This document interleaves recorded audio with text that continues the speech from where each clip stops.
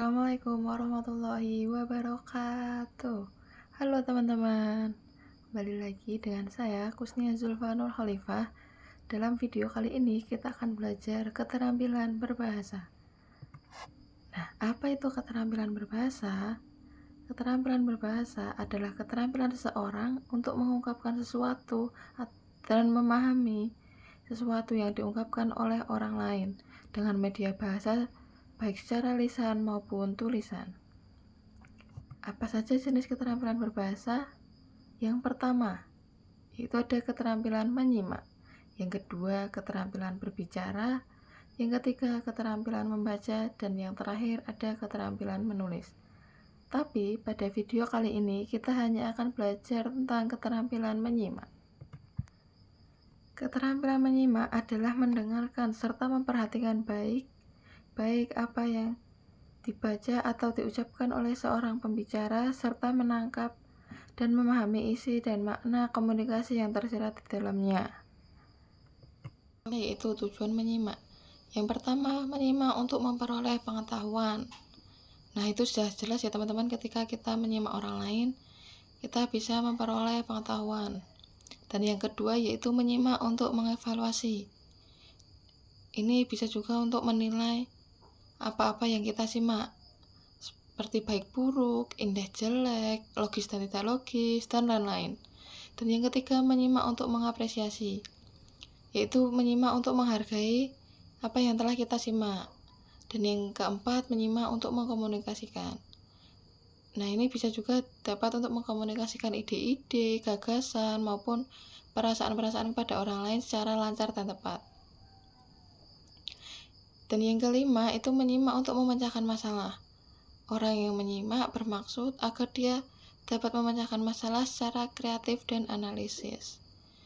Dan yang terakhir yaitu menyimak untuk meyakinkan. Orang yang menyimak untuk meyakinkan dirinya terhadap suatu masalah atau pendapat yang selama ini ia ragukan.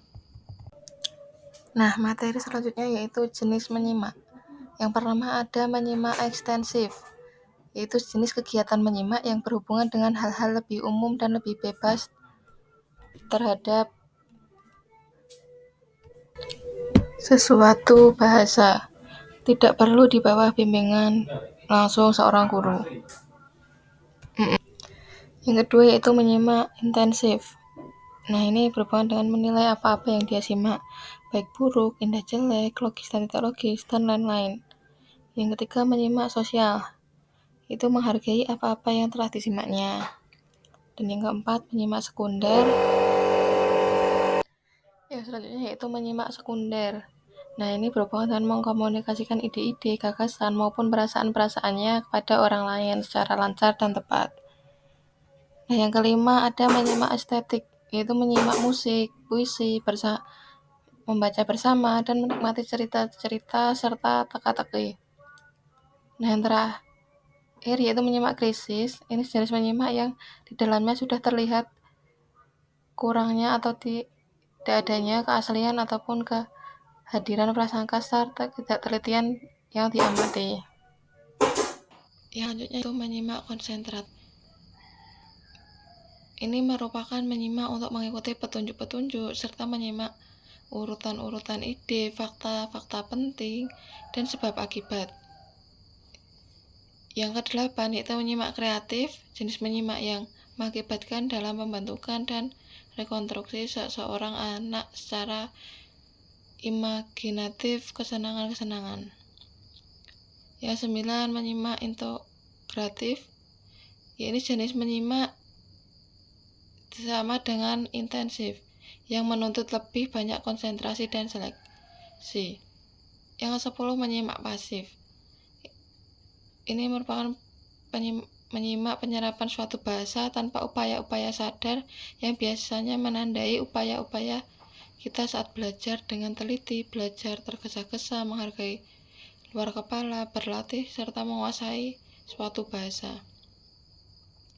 Yang terakhir menyimak selektif. Menyimak selektif berhubungan erat dengan menyimak pasif. Menyimak selektif hendaknya tidak menggantikan menyimak pasif, tetapi justru melengkapinya. Selanjutnya, faktor-faktor yang mempengaruhi kemampuan menyimak. Yang pertama itu ada faktor keterbatasan sarana. Nah, belum tersedianya buku-buku dan alat-alat yang memadai, itu termasuk juga faktor kurangnya sarana dalam menyimak. Yang kedua, faktor kebahasaan. Mengenal bunyi di tingkat fonologis, kata, kalimat, dan ujaran wacana sampai kepada menangkapnya. Jadi, kurangnya bahasa itu juga dapat mempengaruhi kemampuan menyimak. Yang ketiga, faktor biologis. Itu seperti organ-organ pendengarannya tidak berfungsi dengan baik. Nah, itu sudah pasti akan mempengaruhi kesulitan dalam menyimak. Yang keempat, faktor lingkungan. Faktor lingkungan yang dimaksud adalah keberadaan sekolah. Nah, misal di sekolah tersebut itu bising kayak gitu. Dan yang selanjutnya yaitu faktor guru. Guru yang berpenampilan simpatik, terampil menyajikan materi pengajaran dan menguasai bahan pengajaran akan lebih berhasil di dalam mengajar menyimak. Yang ke-6 yaitu faktor kurikulum. Materi menyimak di dalam kurikulum tidak terlalu padat dan berbelit-belit dan diorganisasikan dengan baik dan memudahkan guru untuk mengajar. Dan yang selanjutnya yaitu faktor guru. Guru yang berpenampilan simpatik, terampil menyajikan materi pengajaran dan menguasai bahan pengajaran akan lebih berhasil di dalam mengajar menyimak. Yang ke-6 yaitu faktor kurikulum.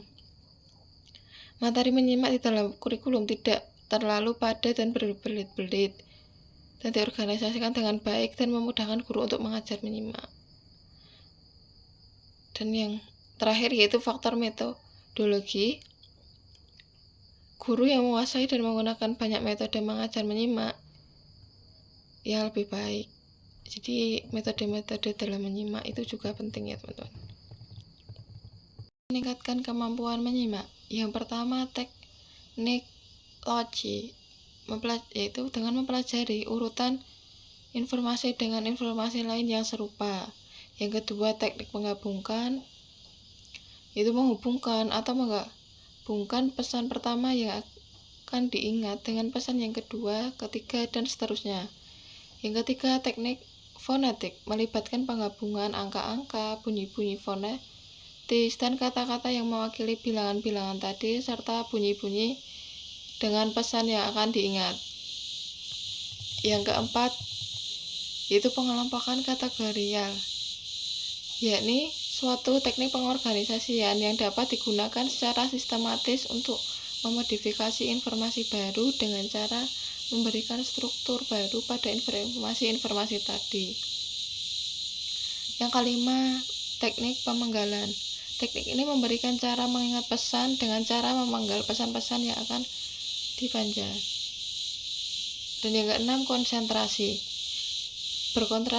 Berkonsentrasi pada pesan yang dikirimkan oleh pembicara merupakan kesulitan utama yang dihadapi oleh pendengar. Maka ya ini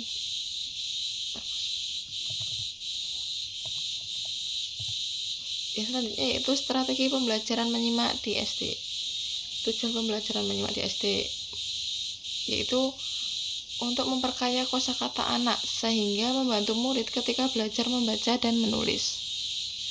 Nah, peran guru dalam meningkatkan kemampuan berbahasa yaitu ketika guru lebih banyak berbicara dan anak lebih banyak mendengarkan, baik dalam kegiatan klasik maupun kelompok.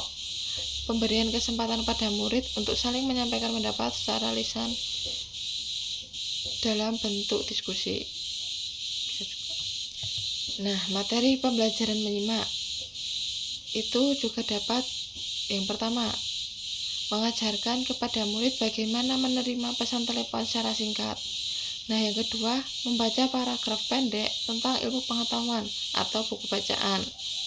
Yang ketiga, pembelajaran didikte sangat memerlukan ucapan, pelafalan yang jelas, pelan, berulang-ulang, 3 kali ucapan sudah cukup. untuk melatih keterampilan dan tertib. Kemudian dituliskan kelompok atau kalimat tersebut. Nah, yang selanjutnya itu metode dan teknik pembelajaran menyimak. Yang pertama yaitu menentukan makna.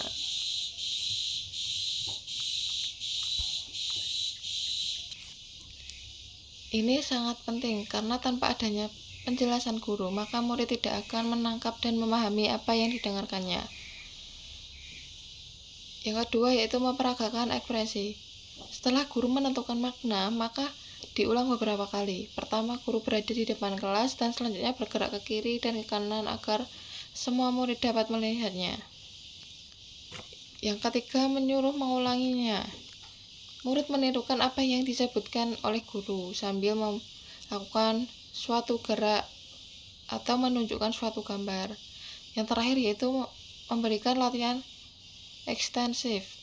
Guru dapat menggunakan berbagai cara, misalnya dengan drill, mengulang kata atau mengekspresikan yang telah diajarkan dalam situasi yang terbatas dan dengan kata serta struktur yang terbatas.